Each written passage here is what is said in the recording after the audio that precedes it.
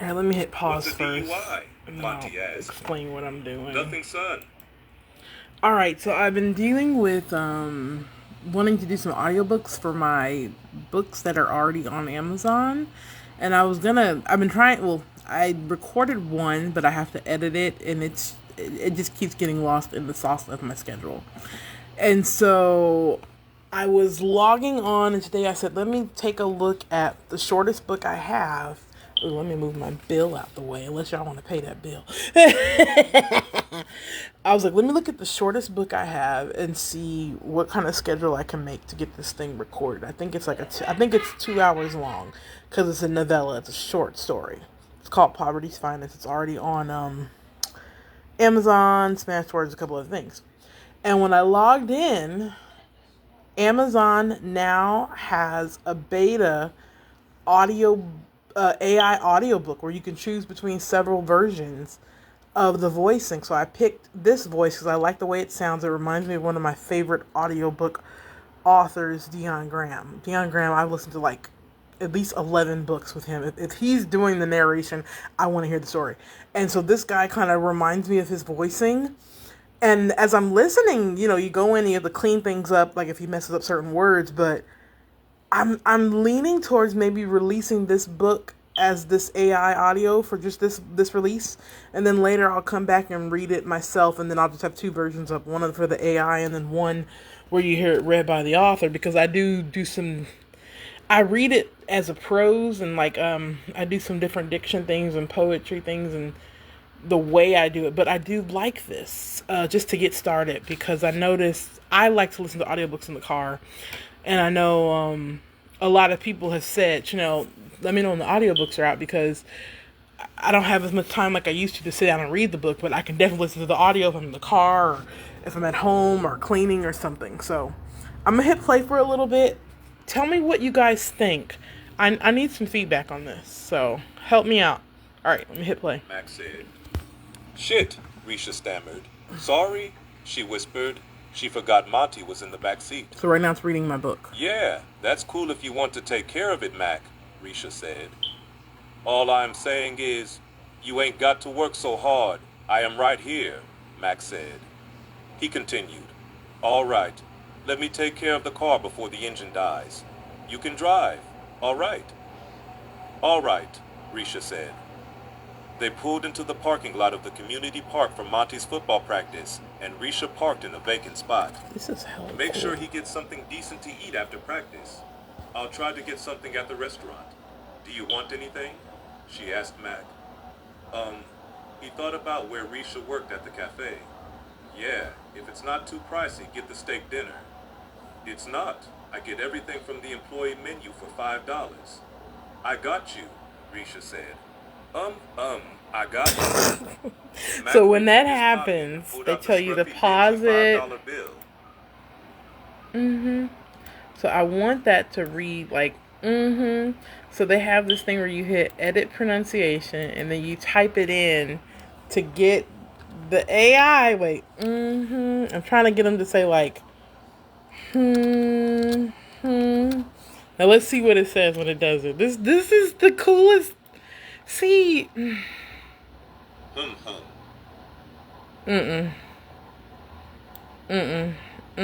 How could I say that?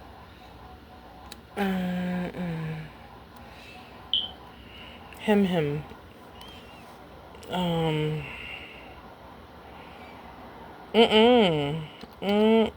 I think it's gonna break it up weird. That's the only thing about the AI, is that it takes our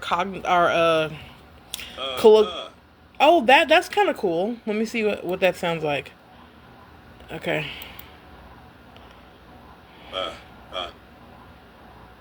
That sounds horrible. Let me go back to what it has and see what I can do. It takes like our colloquial euphemisms and our little phrases that we do, like or man, like it'll really overpronounce it. So that's my only concern with it. Like, will it break up the storytelling with the reader? That is so whack. What if we just do it one time? I'm gonna delete the repeated word. I'm gonna try that. I'm gonna see what that sounds like. And it doesn't change the literature. Okay. Read the rest of the sentence, please. Come on. It's loading. Okay, thank you. Now let me try it. Okay.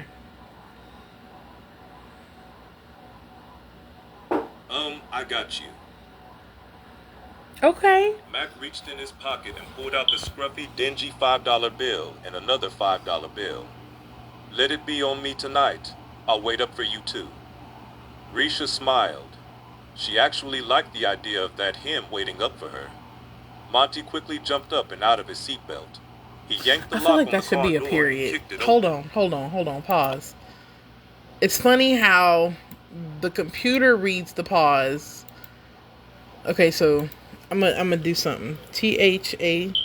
She actually liked the idea of that. I'm gonna say period, not comma. Period. That. Yeah. Okay, let me see what that sounds like. Come on. Risha smiled. She actually Come on. liked Oh. the idea of that. Him waiting up for her. Monty quickly Him. jumped up and out of his seat. That's right. I want the pause at him. She actually liked the idea of that. Him.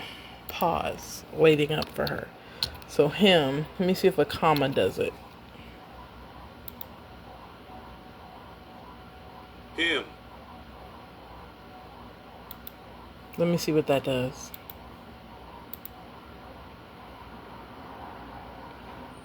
Risha smiled. She actually Farting again. liked the idea of that. Waiting up for her. No, Monty that was quickly jumped booty. up and out Pause. Okay, let me try it again. Edit. Him. Him.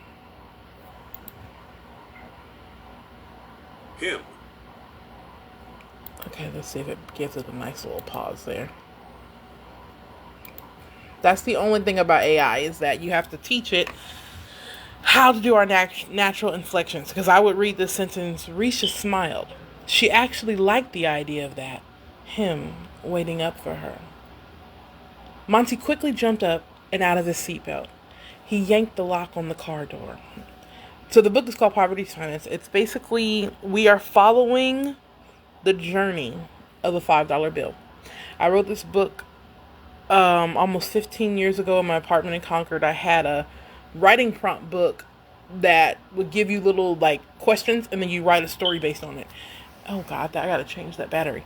And one of the prompts I had was follow the journey of a $5 bill.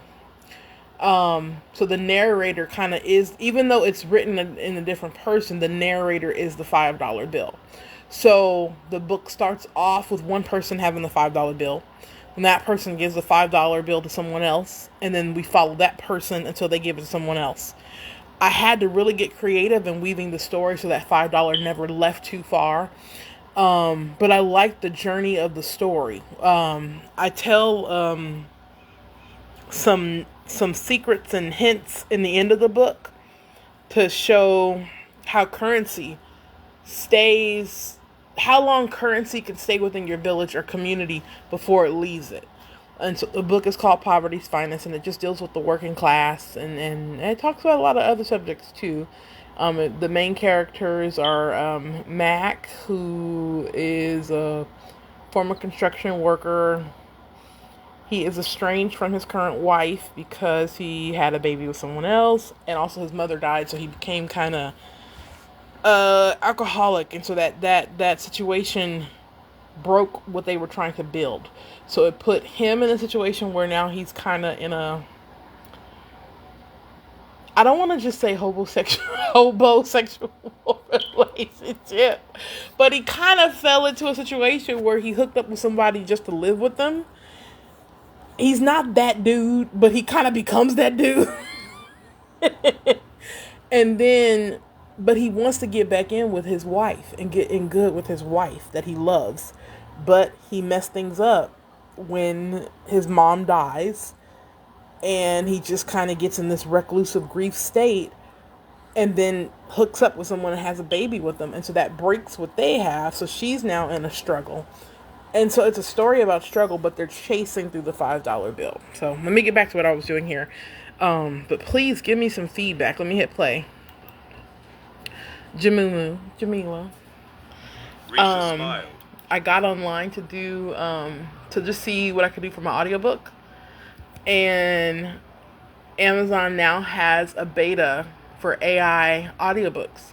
I was able to choose a voicing, and so now it's sitting here reading my book. So I just have to coach it, type in if they mess up certain words, and it actually sounds pretty cool. Like, I've listened to my book before on my Mac when I do the speech, but that's like totally like old school, like just sounds like a computer. This one actually sounds like a human voice. It's just that there's certain parts where they may not say right, or or man, they'll try to spell out what you wrote. So I'm leaning towards doing this and then later coming back and recording this. She actually liked the idea of that, him twitting up for her. I'm live right now. Monty quickly jumped up and out of his seatbelt. He yanked the lock So on the please car go door back later and kicked it listen to open. this and tell me what you think. Monty. Don't be tearing Everyone up my who's car. watching my live Be right safe now, out there. please give me feedback. This is Risha something you called guys to want him. to Sorry, hear. Love you.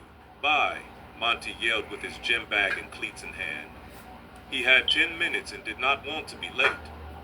Bye, baby, Risha whispered to herself as she watched him run to the field. So, you sure you cool? I can always call Lupe, Risha said again, but Mac cut her off. I want to spend time with my son and family. You act like I am babysitting or something and don't know what I am doing. Get to work, woman. I got this. Let me be his father, please. Let me be your husband again, too. Risha flinched and rolled her tongue over her teeth. A tear welled up in her eye when he mentioned the word husband. Being Mrs. Thomas meant that she was okay with being played the fool. He had a baby on her. That pain stung like a bullet straight to the chest. Come on now. Risha learned how to live with an emotional bulletproof vest. No heart to give, then no fucks to give. She knew becoming Mac's wife again would mean she would have to become vulnerable again. She wasn't quite willing yet. Mac looked at her. You ain't got nothing to say, Mac said. He raised his eyebrows. I am going to be late, Risha said. I'm sorry, Your go fingers and rest. coconut My oil. house, everybody's My got ass. colds. Get on so you are not late, Mac said. Risha's eyes cut Mac deep. There was a deep chasm between the veins of love and hate. The color schemes were weird and not complimentary at all. In one realm, Risha wanted to love Mac, open her arms and heart, and ferociously feed him from the nurturing well from her soul. And in the other realm, she felt betrayed by him and wanted to hate him ferociously and viciously tear him to shreds. Some men cheated, some men had proclivities. It was the nature of men.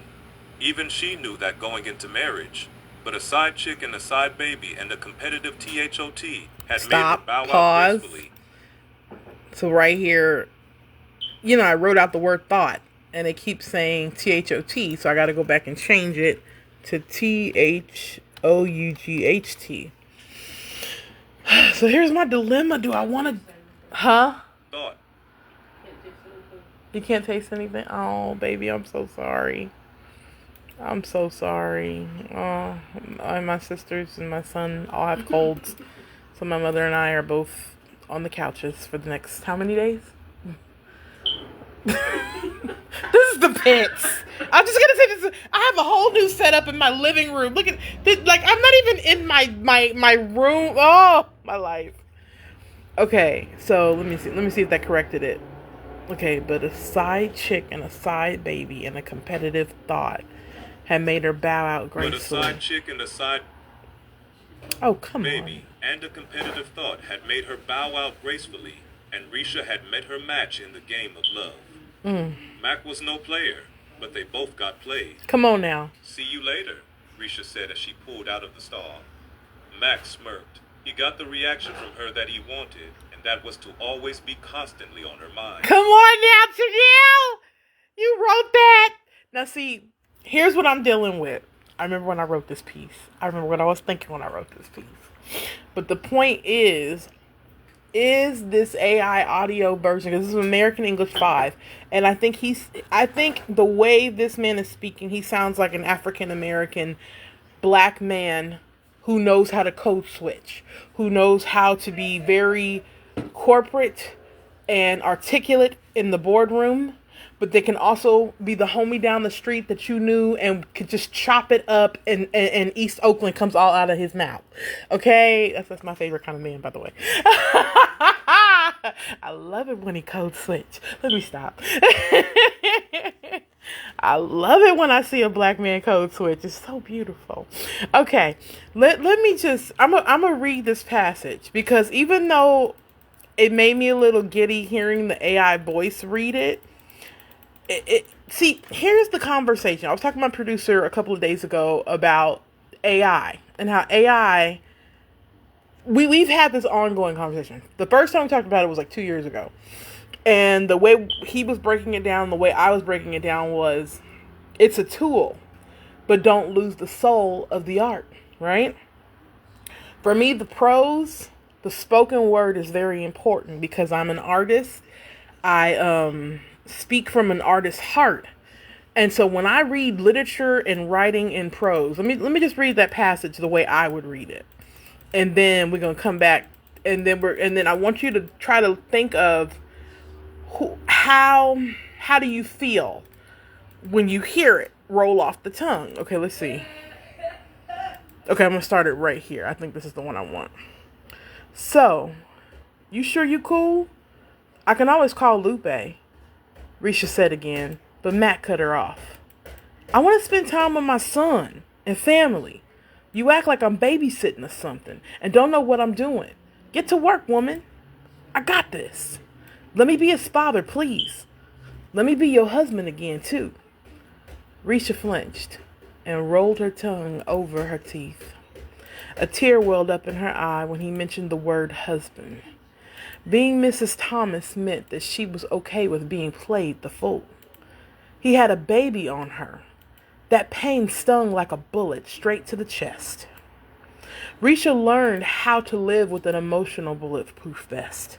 No heart to give, then no fucks to give. She knew becoming Mac's wife again would mean she would have to become vulnerable again. She wasn't quite willing yet. Mac looked at her. You ain't got nothing to say, Mac said. He raised his eyebrows. I'm gonna be late, Risha said. Mm-hmm. Your fingers in coconut oil my ass. Get on so you not late, Mac said. Risha's eyes cut Mac deep. There was a deep chasm between the veins of love and hate. The color schemes were weird and not complimentary at all. In one realm, Risha wanted to love Mac, open her arms and heart, and ferociously feed him from the nurturing well from her soul, and in the other realm, she felt betrayed by him and wanted to hate him ferociously and viciously tear him to shreds. Some men cheated. Some men had proclivities. It was the nature of men. Even she knew that going into marriage. But a side chick and a side baby and a competitive thought had made her bow out gracefully, and Risha had met her match in the game of love. Mac was no player, but they both got played. See, I'm struggling, cause see how I did that? See, this is my lane.